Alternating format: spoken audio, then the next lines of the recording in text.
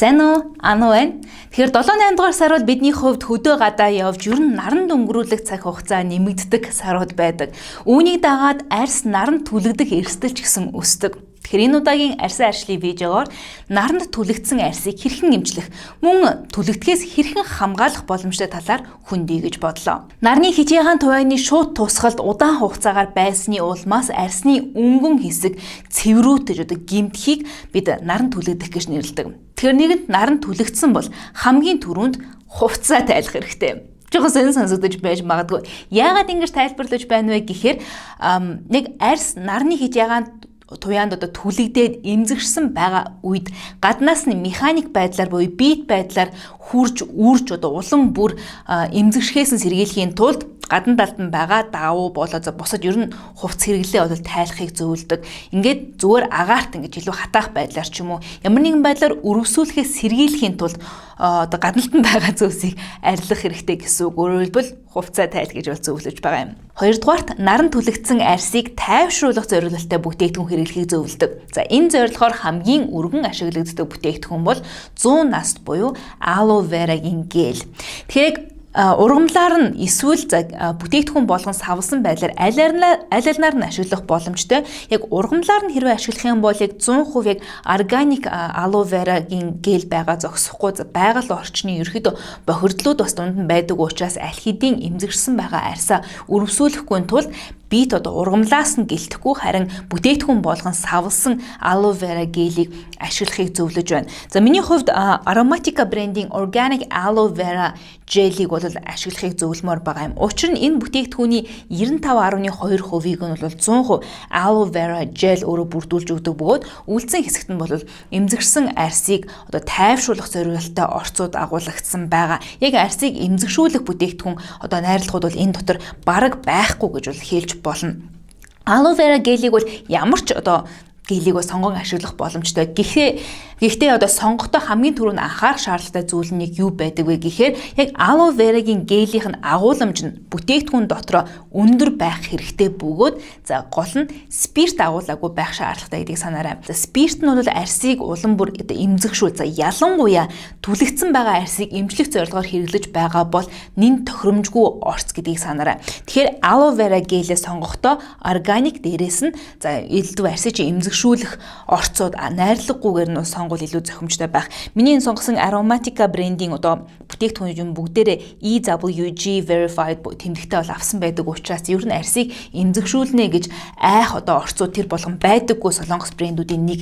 Энийг бол Beauty Secrets CGM дээр зардаг. Би видеоны доор тайлбар хэсэгт холбож өгсөн байгаа. Anu 10 кодыг хэрвээ ашиглах юм бол үндсэн үнээс нь бол 10% хөнгөлөхөөр байгаа шүү. Тэгэхдээ aloe vera гелийг яг хэрэглэхдээ байнга ерөөдөө шингэх болгоно л дахин түрхээд байвал хамгийн тохиромжтой гэдэг юм байлээ. Өдөрт хэдэн удаагаа заахаас илүүтэй арьс чинь хүлээж авч л байвал тайвшруулах зорилгоор aloe vera гелийг яг түлэгдсэн хэсэгтээ бол байнга түрхэж байхыг зөвлөдөг юм байлээ. 3 дугаарт арьсаа маш сайн чийгшүүлэх хэрэгтэй. Хэдийгээр урталт нь aloe vera-ны гелийг хэрэглэсэн байгаа ч гэсэн энэ бүтээгдэхүүн нь хэрвээ яг aloe vera-ных нь орц нь өндөр бол арьсанд чинь их хэмжээний чийг ус өгөх боловч тэр чийг нь ууршин алга болохоос сэргийлэх окклюзив орц бол тэр болгон байгаад байдаггүй. Тийм учраас яг энгийн үеийн арьс арчилгааны адилаар араас нь тэр чигийг түгжиж өгөх, чийгшүүлэх тос хэрэглэхийг зөвлөмөр байна. За энэ ингэхдээ бол яг арьсыг чинь эмзэгшүүлэхгүй байх. За нэг ялангуяа эмзэг арьсан тохиромжтой хөнгөн тоснуудыг ашиглах илүү тохиромжтой. Миний хувьд яг би өөрөө нүүрэн дээрээш тэр биен дээрээш тэр хуурай арьстай учраас бас харьцангуй хүнд тос хэрэглэхэд бол зүгээр байгаа. Тийм болохоор Cetaphil-ийн moisturizing cream-ийг бол санал болгодог. Яг тэгэхээр энэ нь болохоор яг хуурай болоод эмзэг арьсан зориулсан учраас энгийн үед миний хуурай арьсан тохиромжтой хэрвээ наран түлэгдсэн бол яг эмзэг арьсан тохиромжтой хэсэг нь бол хангалттай ажлаа гүйцэтгэдэг гэх юм уу. Cetaphil-ийг би Monster-аас бол авч ирсэн. Monster бол зарагддаг юм байлаа. Хэрвээ хуурай арьстай бол Cetaphil шиг иймэрхүү зузаан кремиг дэмдэм хүнд дэвтэр тосыг бол хэрэглэж болох байх. Хэрвээ тослог арьстай бие чинь ч гэснээр тослогддог биеийн батгачснаа гардаг хүмүүс байх юм бол арай хөнгөн чанарын гээлэн бүтэцтэй чийгшүүрэх тосыг сонгол илүү дээр байх бах. За гэхдээ чийгшүүрэх тосон дээр бас нэг юм их санаарай. Дөнгөж арьс чинь яг түлэгдсэн өдөр эхний өдрөө бол aloe vera гелээ буюу нэгэ түрхэл өнгөрөөд өгөөд байсан дээр араас нь хэрвээ чийгшүүрэх тос түрхчих юм бол магадгүй хит хүнд санагдаж магадгүй. Тэгэхээр арьсаа дөнгөж ингээд ид яг улаацсан байгаа яг үргэлжсэн байгаа үед нь бас чих шүүрш тосноос зайлсхийгээ зүгээр алоэ верагаа дахин түрхээд байвал харьцангуй тохиромжтой байдаг юм байлээ. Яг чих шүүрш тос хэрэглээ гэж бас зөвлөж байгаагийн нэг шалтгаан нь зөвхөн арьсан дээр байгаа одоо чийг ус уушин алга болохоос сэргийлээ зогсохгүй. Арьс яг нөгөө хууларч унахаас урьдчилан сэргийлэх зорилттой байдаг. 100% одоо арьс чинь огт хуулрахгүй байна гэсэн үг биш боловч их хэмжээгээр хуулран унахаас одоо чих шүүрш тос сэргийлэх зорилттой байдаг учраас чих шүүрш тосыг бол арьсаа түлсний дараа бас удаан хугацаанд бас нэлийн эдгэртэл хэрэглэхийг зөвлөдөг юм байлээ. Дөрөвдүгээрт ус сайн ууж байгаарай. Ер нь л бидний өдөр тутмын амьдралыг илүү эрүүл амьдрахын тулд ууж байгаа усаа бол нэлээд хангалттай байлгахыг зөвлөдөг шүү дээ. Гэхдээ яг нэг ялангуяа наран түлэгдсэний дараа одоо нарны хит ягаан туянд арьс чинь ингээ удаан хугацаагаар байсны дараа арьсны одоо эпидермисийн доод түвшинд ч юм уу энэ ус маш хангалтгүй болсон байдаг, уушин алга болсон ч юм. Тийм учраас тэрийг нөхөн түлжүүлэх зорилгоор ус уухыг зөвлөдөг. Дээрээс нь яг наранд түлэгдэх үед бас ерөнхийдөө наранд цохиулна гэж ярьдаг штэ. Толгоо эргэх, өвдөх, тийм дотор мухаарах, бөөлжс хүрэх гэх мэт шинж тэмдгүүд гэсэндээ хавсран илэрж байж болох юм. Яг иймэрхүү шинж тэмдгүүд илэрж яхад яг байгалийн натурал байдлаар имжлэхэд шаардлагатай зүйл бол яг шингэн сайн гэж зөвлөдөг. Тэгэхээр яг иймэрхүү дам шинж тэмдгүүдийг алга болгох зорилгоор бас усыг хангалттай сайн ууж байхыг зөвлөдөг. Нэг ялангуяа арьс чинь хэрэг наран түлэгдсэн бол усуухаа мартаж болохгүй. 5 дугаарт арьсаа битгий хуул. Нарны хит ягаан туяан түлэгдсэний улмаас арьс яг ингэж гимтэж, үхчиж, гуужин ундаг. За яг өөрөө ингээд байгалийн жамаар ингээд гуужаад унжаагаа бол тэр чигээр ундгаачих. Гэхдээ тэгхгүйгээр ингээд арзайгаад ингээд хэсэг ингээд холцруутаа дээшийг ингээд сөгдөд гарч ирж байгаа үед бидний нэг гаргадаг алдаа нь нөгөө арьсаа ингээд автоматар ингээд хуулж авах гэдэг.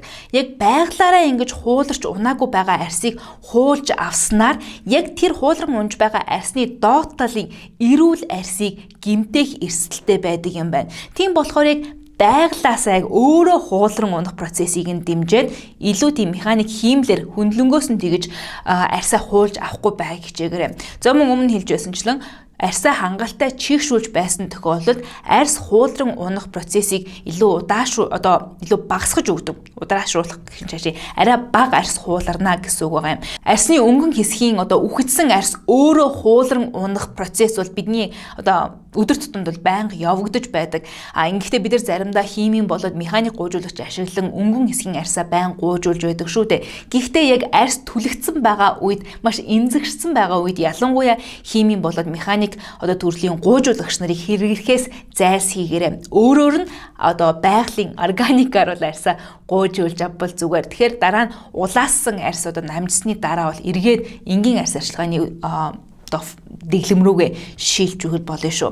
Тэгэхээр яг түлэгдсэн арьсыг иймэрхүү байдлаар маш хурдан хугацаанд эмчлэн авах боломжтой байдаг. Гэхдээ юун түрүүнд яагаад арьс түлэгдвэ гэдгийг бас эргэн харах нь зүйтэй байх. Хамгийн гол нь бид нар хангалттай хамгаалж чадаагүй улмаас л арьс түлэгддэг. Тэгэхээр арьсаа түлэхгүй тулд энэ тэргуунд анхаарах ёстой зүйл бол нарны хит ягаан туяанаас арьсаа хамгаалах бүтээгдэхүүн буюу нарны тоснуудыг байнга хэрэглэж заашаарай. Зөвхөн зуны улиралдч гэлтэлгүй өвлийн улиралдч гэсэндээ нарны тос хэрэглэх нь зүйтэй байдаг. Хуурай, тослог, эмзэг, төрөл бүрийн арьстай хүмүүст өөртөө тохирсон нарны тосоо олж авах нь бол нэлээд олж авах хэрэгтэй гэмээр байна. Би энэ оны ихээр 4-р сард яг нарны хит ягаан туяанаас арьсаа хамгаалах бүтээгдэхүүнээ хэрхэн сонгох вэ гэсэн яг нарны тостой холбоотой би даасан видеог бүрэн хэмжээгээр нь хийсэн байгаа. Хэрвээ тэрийг үзээгүй байгаа бол олж үзээрэй. Би дээр видеоны карт хэсэгт болон видеоны доор тайлбар хэсэгт холбож өгсөн байх болно. Орж үзээгүй байгаа бол тэрийг орж үзхийг зөвлөе. Химийн найрлагатай болоод механик аргаар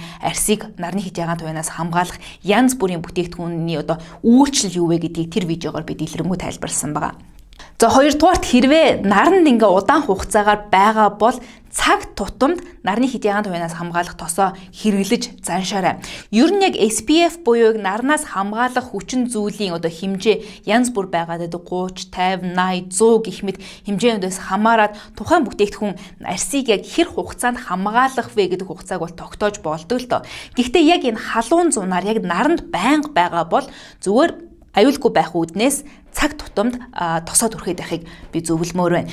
Гэхдээ бас мэдээж та нар яг гадуур явж байхдаа яг наранд явж байхдаа нарны тосоо түрхэж түрхэх шаардлагатай болж байгаа бол би mineral буюу за механик аргаар нарны одоо хэд яган туянаас арсыг хамгаалах бүтээгдэхүүнүүдийг хэрэглэхийг зөвлөж байна. Энийг бас өөрөөр inorganic буюу organic бус нарны тоснууд гэж бол хэлдэг. Механик аргаар арсыг нарны хэд яган туянаас хамгаална гэдэг нь арсан дээр шууд бүрхүүл үүсгэх замаар гаднаас одоо орж ирж байгаа нарны хэд яган туяг арсан дээрээс буцаан ойлгох замаар хамгаалдаг гэсэн үг. Тийм ч учраас үүнийг одоо mineral буюу inorganic органик бус одоо аргаар хамгаалагчаа гэж тодорхойлж байгаа. Ийм төрлийн бүтээгдэхүүнүүд, ийм төрлийн тоснуудад ихэвчлэн одоо яг нарнаас хамгаалж байгаа орц нь цайрын оксид буюу zinc oxide гэж байдаг. Нэмээд titanium dioxide буюу титаны давхар эслэрч гэсэндээ багтаасан байдаг. Аль нь илүү арсандаа нөгөө нэг одоо харшил арай бага өгөх зориулалттай бүтээгдэхүүн гэж хэлж болно. За тэр дундаа яг цайрын оксидоос одоо бүрдсэн цайрын оксидыг л ашигласан байгаа тохиолдолд эмзэг арсан нэлээд тохиромжтой орц гэдэг юм байлээ. Миний онцноор бол Aromatica-гийн Aloe Mineral Sunscreen гэдэг SPF 50 PA4 нэмэгтэй энэ тос бол яг 100% зөвхөн цайрыг агуулсан. За тэр чирээ цайр гэсэн үг биш яг нарны хэд яган туянаас хамгаалж байгаа орц нь 100% цайр гэж тодорхойлъё. Тэгэхээр түрүүн бол хэлжсэн энэ aloe vera gel-ийнхаа адилаар EWG одоо сертификаттай органик бүтээгдэхүүн light and soothing буюу ерөөхдөө хөнгөн буюу арсыг одоо тайвшруулах зориулалттай орцуудын дотор багтаж өгсөн байгаа юм. Мэдээж яг нарны хэд яган туянаас хамгаалах бүтээгдэхүүн байгаа зогсохгүй aloe агуулж өгсөн. За 100 нас агуулсан яг энэ soothing буюу арсыг тайвшруулж өгөх нөлөөлнө гэсэн үг. Би энэ бүтээгдэхүүнийг видеоны доор тайлбар хэсэгт бас холбож өгсөн байгаа шүү. За өөрөөр бас Cosrx-ийн Shield Fit коллекцийн All Green Comfort Sun гэх бүтээгдэхүүн байдаг SPF 50 PA4 нэмэгтэй. Мөн Cosrx-ийн яг нарны хэд яган туянаас хамгаалах зориулалттай үндсэндээ одоо зах зээл дээр байгаа 3 янзын бүтээгдэхүүн байгаагийн яг 100% mineral буюу механик аргаар арсыг нарны хэд яган туянаас хамгаалах зориулалттай бүтээгдэхүүн. Энийг нь өөрөөр бас яг Avène брендийн Францын Avène-ийн эмзэг арсан зориулсан нарны хэд яган туянаас хамгаалах зориулалттай бүтээгдэхүүн байдаг. SPF 50 нэмэх UVA болон UVB туянаас аль альнаас нь хамгаалах зориулалттай. Энэ сараас байна уу Монсор услын алхидын зарагдаад эхэлж байгаа байх. Би яагаад яг mineral sunscreen буюу механик аргаар нарны хэд яган туянаас хамгаалах бүтээгдэхүүнийг одоо зөвлөд байна вэ гэхээр яг нөгөө гадуур яг нартай үед явж байхдаа ашиглахыг зөвлөд байна вэ гэхээр гоё нь mineral sunscreen-ийг хэрэгэлсэн даруйдаа шууд үйлчилж эхэлдэг. Учир нь арсан дээр шууд нөгөө нэг бүрхүүлээ үүсгээд эхэлчихэж байгаа учраас хэрэгэлсэн даруйд нарны хамгаалалт нь идэвхждэг. Өөрөөр бас нарны хэд яган туянаас хамгаалдаг тоснуудаас гадаа гарахаас өмнө 15 минутын өмнө эсвэл 30 минутын өмнө хэрэглээ гэсэн заавартай байдаг шүү дээ. Тэд нар бол chemical sunscreen буюу за химийн аргаар нарны хэд яган туянаас хамгаалах орцуудаа гэсэн үг. Тэгэхээр гадаа явж байгаа тохиолдолд яг тийм заавартай бүтээгдэхүүнийг хэрэглэх юм бол яг үүндээ яг бүрэн дүүрэн хамгаалахгүй гэсэн үг болох гээд байгаа юм. Тэгэхээр яг нөхцөл байдалдаа уялдаад яг mineral буюу physical за өөрөөр дахиад хэлээ л да inorganic эсвэл механик аргаар нарны хэд яган туянаас хамгаалагч бүтээгдэхүүнүүдийг хэрэглэх нь илүү зохимжтой байж болох юм. Гэмн иймэрхүү тоснуудын асуудал нь яг юм арсыг цайруулах гэдэг учраас яг төрөсгийн дараа гоё ингээ шингээд өгчдөг найруулгатай байвал мэдээж хэрэг сонирхолтой байх бах. Химийн аргаар арсыг хамгаалдаг бүтээгдэхүүнүүд бол тийм цагаан туяа үлдээдэггүй учраас тэр нь давуу тал болдог. Миний туршснаар бол энэ гурав аль аль нь яг арсандаа ингээд сайн түрхэж шингээж өгөх юм бол тийм цагаан өнгийн давхраг бол үлдээдэггүй учраас сонирхолтой байх бах. За Cosrx болон Aromatica-гийн энэ хоёр тосыг бол аль алийн Beauty Secrets дээрээс авч болно. Anu 10 гэсэн купон кодыг ашиглах юм бол 10% үнээс нь хөнгөлж байгаа. За Avène-ийн энэ бүтээгдэхүүн бол Монсор нэг бол энэ видеог үзэхэд алхидын зарагдаад эхэлчихсэн байх бах эсвэл удахгүй зарагдахаар болж байгаа. Avène ямартайч Монголд орж ирж байгаа юм байлээ. За тийм байна. Видеоны доор тайлбар хэсгийг нээж үзээрэй. За нэмэлт бүтээгдэхүүнүүдээр арсаа нарны хэд яган туянаас хамгаалж болох ч гэсэн хамгийн сайн хамгаалалт бол наранд ер нь гарахгүй байх хэрэгтэй. Тэр 3 дугаарт наранд битгий гар. Мэдээж хэрэг 100% наранд битгий гар гэж байгаа юм бас шууд утгаараа биш. Ер нь аль болох сүүдэр бараадаж яваа гэсэн үг. Эсвэл мэдчнээ халуун байгаа ч гэсэн аль болох урт ханцуутай цам цөмсөх ч юм уу. Яг арсаа ингээд шууд нарны хэд яган туяаныг тусгалд байлгахгүйгээр тийм хувцас хэрэглэл магадгүй шүхэр малгай зэргээр бол хамгаалахыг зөвлөж байна. Ер нь нарны хэд яган туяанаас хамгаалах тосуудыг хэрэгэлсэн байсан ч гэсэн хамгийн сайн хамгаалалт бол ер нь нарны хэд яган туяанаас хол байх гэсэн үг. Тэгэхээр иймэрхүү хамгаалтын хэрэгслүүдийг одоо хамгаалтын арга барилуудыг ашиглах нь арьсаа наранд түлхэхгүй байх хамгийн чухал факторууд шүү. Наранд түлэгдсэн арьсыг арчлахдаа анхаарах зүйлсүүдийн хувьд бол ийм байна. Видео таалагдсан гэж найдаж байна. Хэрэг тэгсэн бол лайк дараарай. Хэрэв миний сувг subscribe хийгээгүй бол энэ дор байгаа subscribe гэсэн товчийг дараад хажууг нь хонхыг дарчих. Тэгсэн тэгвэл намайг шинээр видео оруулах болгоно notification очиж байх болно шүү. За мөн арьсаа нарны хэд ягаан хувийнаас хамгаалах. За түлэгдсэн арьсаа эмчлэхдээ олсон өөр хуваалцах гоё зөвлөмжүүд байх юм бол видеоны доор комент хэсэгт үлдээхийг хүсье. Тэгэхээр хэдүүлээ энэ яриагаа ч гэсэндээ доотлын комент хэсэгт үргэлжлүүлэх болно. Тэр видеодаа хамт байсанд баярлалаа. Дараагийн видеогоор тон удахгүй эргээд уулзъя.